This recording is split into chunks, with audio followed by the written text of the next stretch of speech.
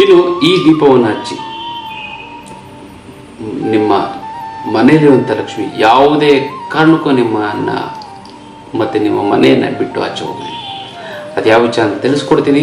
ಅದಕ್ಕಿಂತ ಮುಂಚೆ ವಿನಯ್ ಯೋಗಿ ಗುರೂಜಿ ಅಂತ ಯೂಟ್ಯೂಬ್ ಚಾನಲ್ಗೆ ನೀವು ಲೈಕ್ ಮಾಡಿ, ಸಬ್ಸ್ಕ್ರೈಬ್ ಆಗಿ, ಮತ್ತು ಬೆಲ್ ಬಟನ್ನ ಒತ್ತಿ, ಮತ್ತು ಫೇಸ್ಬುಕ್ ಅದು ಇನ್ಸ್ಟಾಗ್ರಾಮ್ನಲ್ಲೂ ಕೂಡ ಲೈಕ್ ಮಾಡಿ, ಶೇರ್ ಮಾಡಿ, ಮತ್ತು ಫಾಲೋನ ಮಾಡಿಕೊಳ್ಳಿ.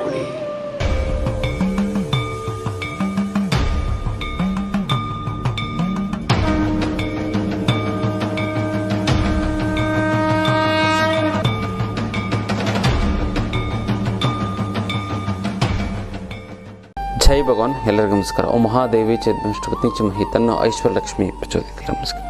ಇವತ್ತಿನ ವಿಶೇಷ ಸಂಚಿಕೆಯಲ್ಲಿ ಅನೇಕ ವಿಚಾರಗಳನ್ನು ನಾವು ತಿಳ್ಕೊಳ್ಳೋಣ. ಮೊದಲನೇದಾಗಿ ಮುದ್ರೆಗಳು. ಯಾವೊಂದು ಮುದ್ರೆ ಮಾಡಿದ್ರೆ ಏನು ಅನುಕೂಲ ಆಗುತ್ತೆ ಅಂತ ನಾವು ನೋಡೋದಂದರೆ, ನಪುಂಸಕತ್ವ ಭಾಳಷ್ಟು ಜನಗಳಿಗೆ ಏನಂತಂದರೆ ಈ ಮಕ್ಕಳಾಗ್ತಾ ಆಗದೇ ಇರೋವಂಥದ್ದು, ನಪುಂಸಕತ್ವ ಇರುವಂಥದ್ದು, ಇದೆಲ್ಲ ಆಗ್ತಾ ಬರುತ್ತೆ. ಅದರಿಂದ ಸಾಕಷ್ಟು ಸಂಸಾರಗಳು ಮುರಿದು ಹೋಗುತ್ತೆ. ಅದು ಆಗಬಾರದು ಅಂತಂದರೆ ನೀವು ಕುಂಡಲಿನಿ ಮುದ್ರೆಯನ್ನು ಮಾಡಿ ನೋಡಿ. ಇದು ಏಕಮುದ್ರೆ ಅಂತ ಹೇಳ್ತಾರೆ. ಏಕಮುದ್ರೆನ ಬಲವಾಗಿ ಹಿಡ್ಕೊಬಿಟ್ರೆ ಸಾಕು, ಅದು ಕುಂಡಲಿನಿ ಮುದ್ರೆ ಆಗುತ್ತೆ. ಈ ಕುಂಡಲಿನಿ ಮುದ್ರೆನ 15 ನಿಮಿಷಗಳ ಕಾಲ ಇತ್ತು ಅಂತಂದರೆ ಸ್ಪರ್ಮ್ ಕೌಂಟ್ಸು ಜಾಸ್ತಿ ಆಗ್ತಾ ಬರುತ್ತೆ, ಮತ್ತು ಮಕ್ಕಳಾಗದಿದ್ರೆ ಮಕ್ಕಳಾಗುತ್ತೆ. ಎಲ್ಲ ರೀತಿಯ ನಪುಂಸಕತ್ವ ಅನ್ನೋಂಥದ್ದು ನಿವಾರಣೆ ಆಗುತ್ತೆ. ಗೊತ್ತಲ್ಲ, ಇದು ಹೆಣ್ಣೆ ಆಗಲಿ ಗಂಡೆ ಆಗಲಿ ಇದನ್ನು ಮಾಡ್ಬೋದು. 15 ನಿಮಿಷಗಳ ಕಾಲ ಮಾಡಿ ತುಂಬ ಚೆನ್ನಾಗಾಗುತ್ತೆ, ಒಳ್ಳೆಯದಾಗ್ತಾ ಬರುತ್ತೆ.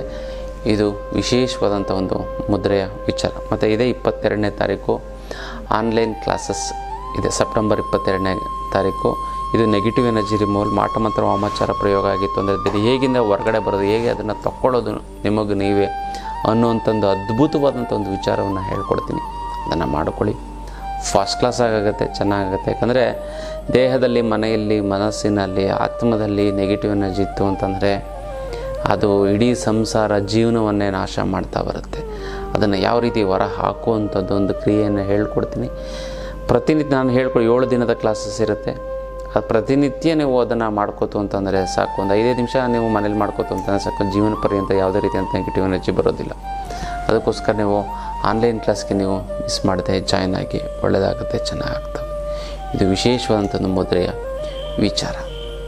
ಇನ್ನು ಜೀವನದಲ್ಲಿ ಏನು ಅಂತಂದರೆ ನಾನಾ ರೀತಿಯಂಥ ಸಮಸ್ಯೆಗಳು ಬರುತ್ತೆ. ಹಣಕಾಸಿನ ಸಮಸ್ಯೆ ಆಗಿರ್ಬೋದು, ಫ್ಯಾಮಿಲಿ ಪ್ರಾಬ್ಲಮ್ ಆಗಿರ್ಬೋದು, ಜೀವನದಲ್ಲಿ ಎಲ್ಲ ಆಗಿ ರಿಟೈರ್ಡ್ ಆಗಿರ್ತದೆ, ಏನೋ ಒಂದು ಕಳ್ಕೊಂಡಂಗೆ ಆಗ್ತಾ ಇರುತ್ತೆ. ಶತ್ರು ಬಾಧೆಗಳಿರುತ್ತೆ, ಕೋರ್ಟ್ ಕಚೇರಿಗಳ ಸಮಯ. ಇದಕ್ಕೆಲ್ಲ ಕಾರಣ ಏನು ಅಂತ ನಮ್ಮ ದೇಹದಲ್ಲಿರುವಂಥ ಚಕ್ರ. ಈ ಚಕ್ರದಲ್ಲಿ ನಾನಾ ರೀತಿಯಾದಂಥ ಒಂದು ಸಮಸ್ಯೆಗಳು ಆಗ್ತಾ ಇರುತ್ತೆ. ಅಂದರೆ ಬ್ಲ್ಯಾಕೇಜಸ್ ಆಗ್ತಾ ಇರುತ್ತೆ.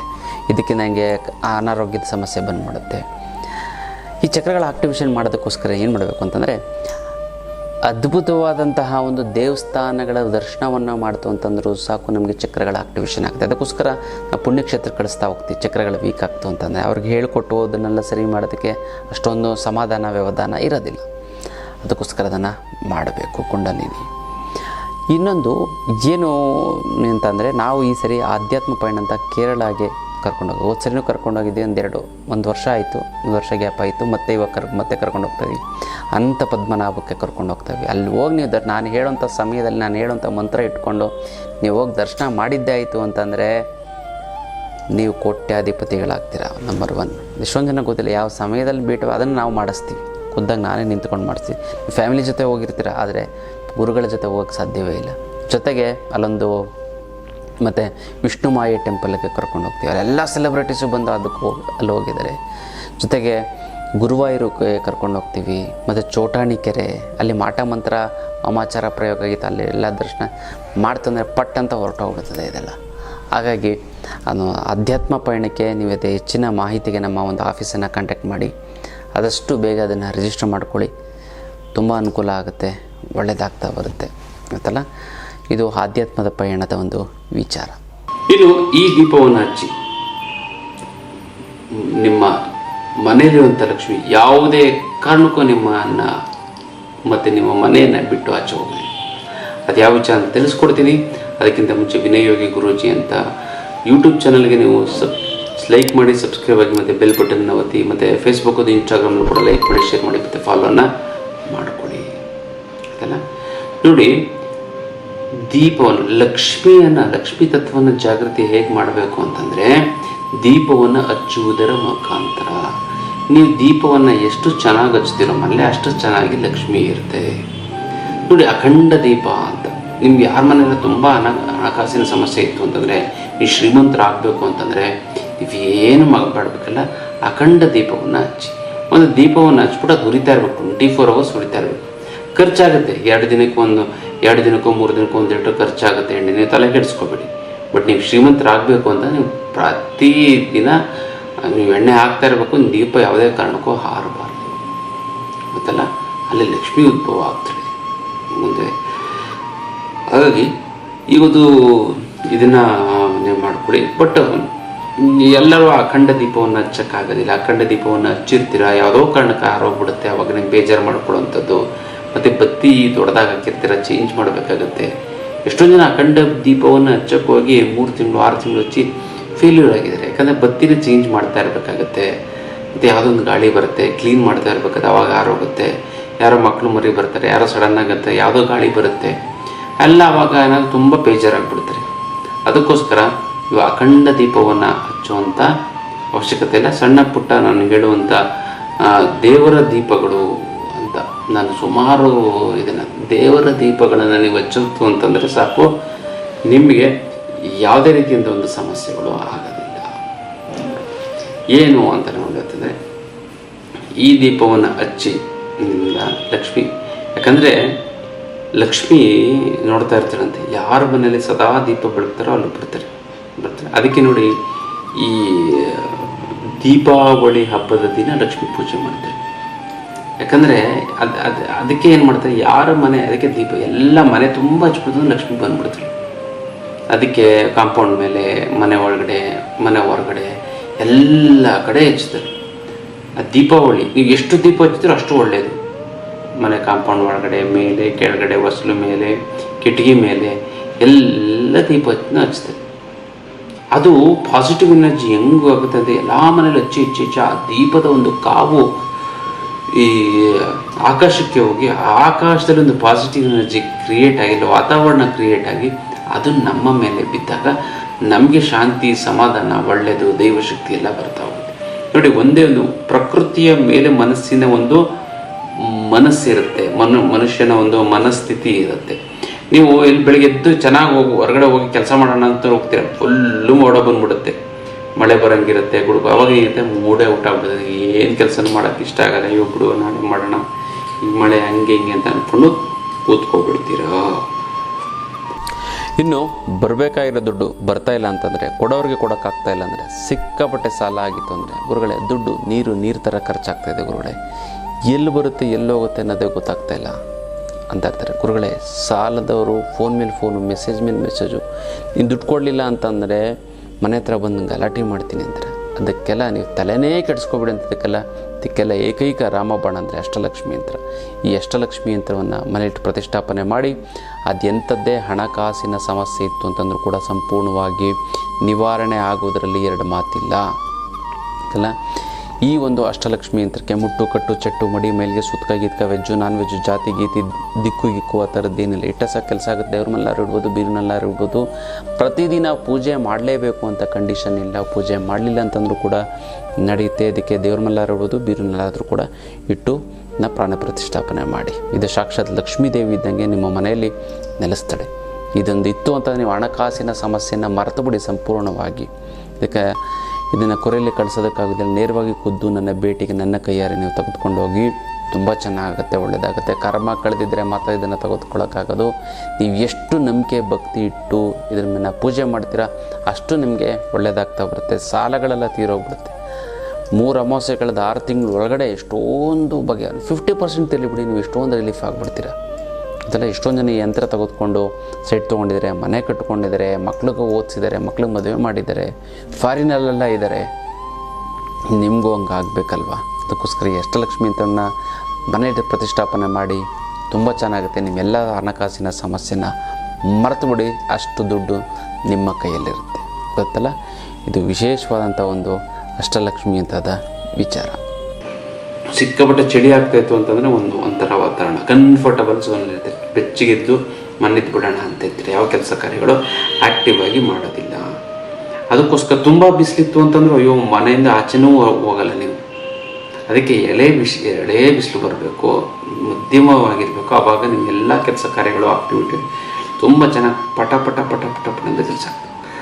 ಅದಕ್ಕೆ ಮನುಷ್ಯನ ನೋಡಿ ಇನ್ನೊಂದೇನು ಅಂತಂದರೆ, ಈ ಹುಣ್ಣಿಮೆ ಅಮಾವಾಸ್ಯೆ ದಿನ, ಈ ಎಸ್ಪೆಷಲಿ ಹುಣ್ಣಿಮೆ ದಿನ, ಹುಣ್ಣಿಮೆ 4 ದಿನ ಮುಂಚೆ 4 ದಿನ ಆದಮೇಲೆ ತುಂಬ ಜನಕ್ಕೆ ಗಂಡ ಹೆಂಡತಿಗೆ ಜಗಳ ಆಗುತ್ತೆ, ಗೊತ್ತಲ್ಲ.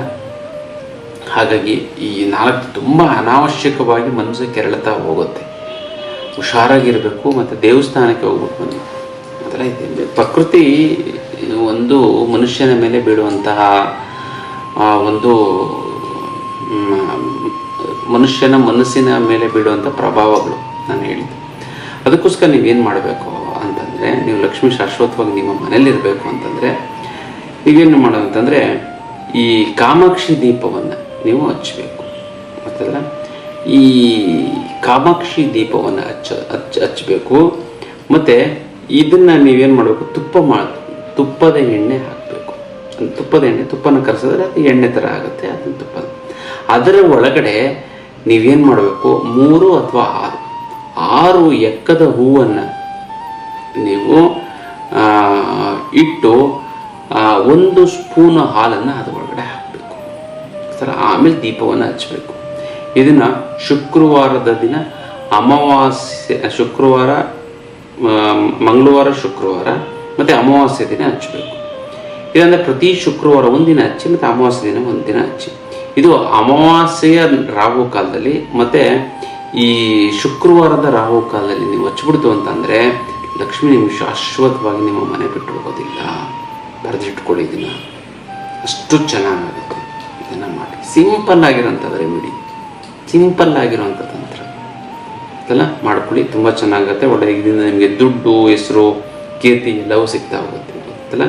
ಮತ್ತು ಯಾರ್ಯಾರಿಗೆ ನಿಮ್ಮ ಮನೆಯಲ್ಲಿ ಲಕ್ಷ್ಮಿ ಸದಾ ನೆಲೆಸಿರಬೇಕು ಅವರು ಹೆಸರನ್ನ ಕಮೆಂಟ್ ಮಾಡಿ. ಅಮ್ಮ ಮಹಾಲಕ್ಷ್ಮಿ ನಿನ್ನ ಆಶೀರ್ವಾದ ಸದಾ ನನ್ನ ಮೇಲೆ ಇರೋದಕ್ಕೆ ನಿನಗೆ ಶತಕೋಟಿ ನಮಸ್ಕಾರ ಅಂತ ನೀವು ಕಮೆಂಟ್ ಮಾಡಿ.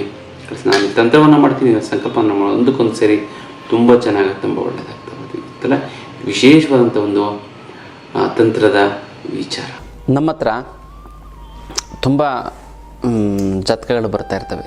ಗುರುಗಳೇ, ಮದುವೆ ಯಾವಾಗ ಮಾಡಬೇಕು, ನಮ್ಮ ಮಕ್ಳಿಗೆ ಇನ್ನೂ ಮದುವೆ ಆಗಿಲ್ಲ, ಮತ್ತು ಇವಾಗಿನ ಮದುವೆ ನೋಡ್ಬೋದಾ, ಜಾತಕ ಸರಿ ಹೊಂದುತ್ತೋ ಇಲ್ವೋ, ಅಥವಾ ನಿಮ್ಮ ಹತ್ರ ಯಾವ್ದಾದ್ರು ಇತ್ತು ಅಂತಂದರೆ ಹೇಳಿ, ನಿಮ್ಮ ಹತ್ರ ಇಷ್ಟೊಂದು ಜಾತಕ. ಈ ಥರ ತುಂಬ ಜಾತಕಗಳು ಬಂದಿದ್ದಾವೆ.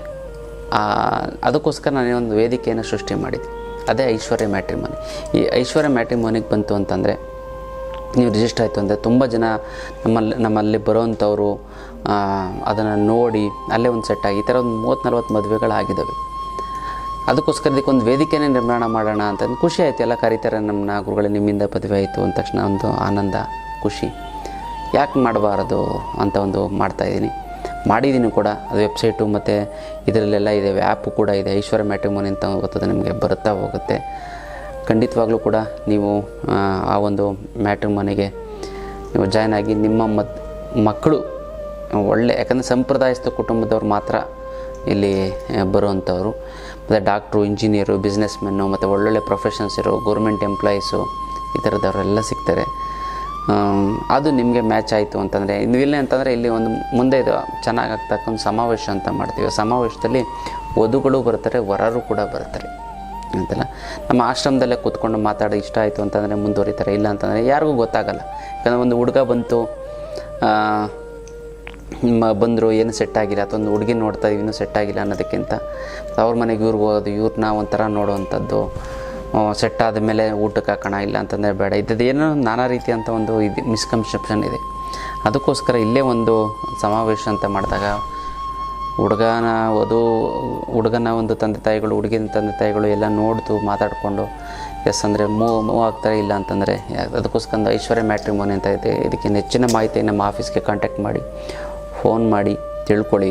ಅದ್ರ ಬಗ್ಗೆ ತುಂಬ ಅನುಕೂಲ ಆಗುತ್ತೆ, ತುಂಬ ಚೆನ್ನಾಗಾಗುತ್ತೆ ಗೊತ್ತಲ್ಲ. ಇದು ವಿಶೇಷವಾದ ಒಂದು ಮ್ಯಾಟ್ರಿಮೋನಿ ಒಂದು ವಿಚಾರ, ವಧುವರರ ಮಾಹಿತಿ ಕೇಂದ್ರ. ಇನ್ನಷ್ಟು ವಿಚಾರಗಳನ್ನ ತಿಳ್ಕೊಳ್ಳೋಣ ಮುಂದಿನ ಸಂಚಿಕೆಯಲ್ಲಿ. ಅಲ್ಲಿವರೆಗೂ